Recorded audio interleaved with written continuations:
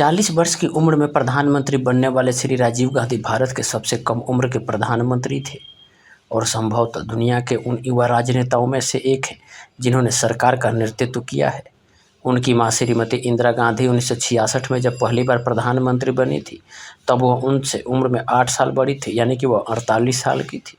उनके महान नानाजी पंडित जवाहरलाल नेहरू 58 वर्ष के थे जब उन्होंने स्वतंत्र भारत के प्रथम प्रधानमंत्री के रूप में 17 साल की लंबी पारी शुरू की थी। नमस्कार दोस्तों, स्वागत है आपका अपने यूट्यूब चैनल यस ज्ञान नॉलेज में। दोस्तों, अगर आप हमारे चैनल को सब्सक्राइब नहीं किए हैं तो सब्सक्राइब कर लें और बेल आइकन प्रेस कर दें ताकि हर वीडियो की नोटिफिकेशन आपको मिलती रहे और वीडियो पूरा देखें। देश में पीढ़िगत बदलाव के अग्रदूत श्री गांधी को देश के इतिहास में सबसे बड़ा जनादेश प्राप्त हुआ।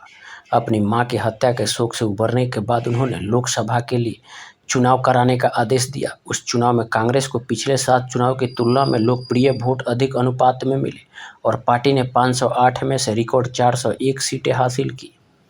70 करोड़ भारतीयों के नेता के रूप में इस तरह की शानदार शुरुआत किसी भी परिस्थिति में उल्लेखनीय मानी जाती है। यह इसलिए भी अद्भुत है क्योंकि वे उस राजनीतिक परिवार से संबंधित है जिसकी 4 पीढ़ियों ने स्वतंत्रता संग्राम के दौरान एवं इसके बाद भारत की सेवा की। इसके बावजूद श्री गांधी राजनीति में अपने प्रवेश को लेकर अनिच्छुक थे एवं उन्होंने राजनीति में देर से प्रवेश किया। श्री राजीव गांधी का जन्म 20 अगस्त 1944 को बम्बई में हुआ था।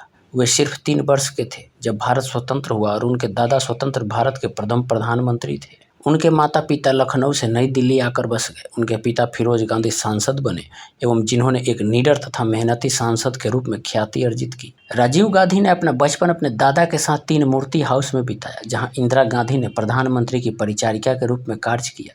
वे कुछ समय के लिए देहरादून के वेलकम स्कूल गए, लेकिन जल्द ही उन्हें हिमालय की तलहटी में स्थित आवासीय दून स्कूल में भेज दिया गया। वहां उनके कई मित्र बने जिनके साथ उनकी आजीवन दोस्ती बनी रही। बाद में उनके छोटे भाई संजय गांधी को भी इसी स्कूल में भेजा गया जहां दोनों साथ रहे। स्कूल से निकलने के बाद श्री गांधी कैम्ब्रिज के ट्रिनिटी कॉलेज गए, लेकिन जल्द ही वे वहां से हटकर लंदन के इंपीरियल कॉलेज चले गए। उन्होंने वहां से मैकेनिकल इंजीनियरिंग की पढ़ाई की। यह तो स्पष्ट था कि राजनीति में अपना करियर बनाने में उनकी कोई रुचि नहीं थी। उनके सहपाठियों के अनुसार उनके पास दर्शन, राजनीति एवं इतिहास से संबंधित पुस्तकें न होकर विज्ञान एवं इंजीनियरिंग की कई पुस्तकें हुआ करती थी। हालांकि संगीत में उनकी रुचि बहुत थी। उन्हें पश्चिम और हिंदुस्तानी शास्त्रीय एवं आधुनिक संगीत पसंद था। उन्हें फोटोग्राफी एवं रेडियो सुनने का भी शौक था। हवाई उड़ान उनका सबसे बड़ा जुनून था। अपेक्षा अनुसार इंग्लैंड से घर लौटने के बाद उन्होंने दिल्ली फ्लाइंग क्लब की प्रवेश परीक्षा पास की एवं वाणिज्यिक पायलट का लाइसेंस प्राप्त किया। जल्द ही वे घरेलू राष्ट्रीय जहाज कंपनी इंडियन एयरलाइंस के पायलट बन गए। कैम्ब्रिज में उनकी मुलाकात एंटोनिया माइनो से हुई, जो उस समय वहां अंग्रेजी की पढ़ाई कर रही थी। उन्होंने 1968 में नई दिल्ली में शादी कर ली।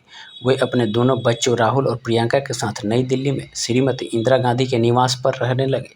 आसपास राजनीतिक गतिविधियों की ऐसी हलचल के बावजूद वे अपना निजी जीवन जीते रहे और बाद में उन्होंने अपना नाम बदलकर सोनिया गांधी कर लिया। लेकिन 1980 में एक विमान दुर्घटना में उनके भाई संजय गांधी की मौत ने सारी परिस्थितियां बदल कर रख दी। उन पर राजनीति में प्रवेश करने एवं अपनी मां को राजनीतिक कार्यों में सहयोग करने का दबाव बन गया। फिर कई आंतरिक एवं बाहरी चुनौतियां भी सामने आई। पहले उन्होंने इन दबावों का विरोध किया, लेकिन बाद में वे उनके द्वारा किए गए तर्क से सहमत हो गए। उन्होंने अपने भाई की मृत्यु के कारण खाली हुए उत्तर प्रदेश का अमेठी संसद क्षेत्र का उपचुनाव जीता। नवंबर 1982 में जब भारत ने एशियाई खेलों की मेजबानी की थी, स्टेडियम के निर्माण एवं अन्य बुनियादी सुविधाएं उपलब्ध कराने संबंधी वर्षों पहले किए गए वादे को पूरा किया गया था। श्री गांधी की वह जिम्मेदारी दी गई थी कि सारे काम समय पर पूर्ण हो एवं सुनिश्चित किया जा सके कि बिना किसी रुकावट एवं खामियों के खेल का आयोजन किया जा सके। उन्होंने दक्षता एवं निर्बाध समन्वय का प्रदर्शन करते हुए इस चुनौतीपूर्ण कार्य को संपन्न किया। साथ ही साथ कांग्रेस के महासचिव के रूप में उन्होंने उसी तन्मयता के साथ काम करते हुए पार्टी संगठन को व्यवस्थित एवं सक्रिय किया। उनके सामने आगे इससे भी अधिक मुश्किल परिस्थितियां आने वाली थी, जिसमें उनके व्यक्तित्व का परीक्षण होना था। श्री गांधी से ज़्यादा दुखद एवं कष्टकर परिस्थिति में कोई सत्ता में क्या आ सकता है। जब 31 अक्टूबर 1984 को अपनी मां की क्रूर हत्या के बाद वे कांग्रेस अध्यक्ष एवं देश के प्रधानमंत्री बने थे। श्री गांधी से ज़्यादा दुखद एवं कष्टकर परिस्थिति में कोई सत्ता में क्या आ सकता। जब 31 अक्टूबर 1984 को अपनी मां की क्रूर हत्या के बाद वे कांग्रेस अध्यक्ष एवं देश के प्रधानमंत्री बने थे। लेकिन व्यक्तिगत रूप से इतने दुखी होने के बावजूद उन्होंने संतुलन, मर्यादा एवं संयम के साथ राष्ट्रीय जिम्मेदारी का अच्छे से निर्वहन किया।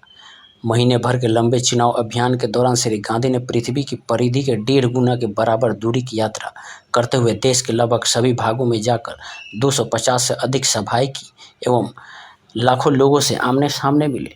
स्वभाव से गंभीर लेकिन आधुनिक सोच एवं निर्णय लेने की अद्भुत क्षमता वाले श्री गांधी देश को दुनिया की उच्च तकनीकों से पूर्ण करना चाहते थे और जैसा कि बार बार कहते थे कि भारत की एकता को बनाए रखने के उद्देश्य के अलावा उनके अन्य प्रमुख उद्देश्यों में से एक है।